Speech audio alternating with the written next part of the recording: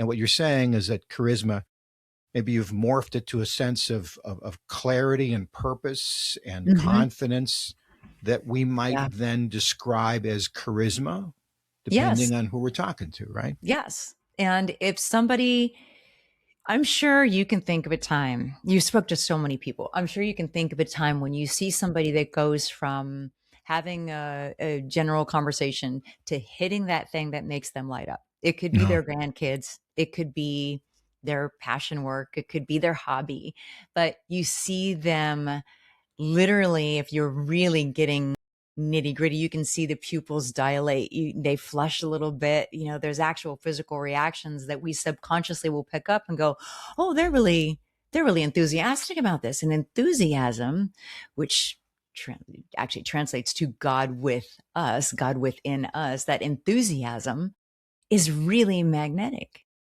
And so being able to express what lights you up is actually something that is a really huge element to what people know as charisma. To be able to express what really lights you up. Lights you up.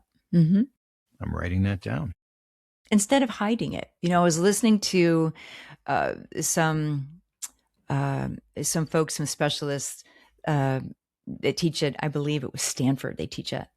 And they were saying they had a game or a quiz that they would do in their class. And they said, all right, tell us in 5 years, if you keep doing what you're doing, where are you going to be? And students would write down.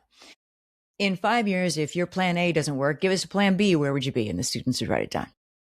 And then the instructor would say, okay, now just go crazy. If money was not an obstacle and you could do anything without, and I love that he added this, without people making fun of you, what would that be?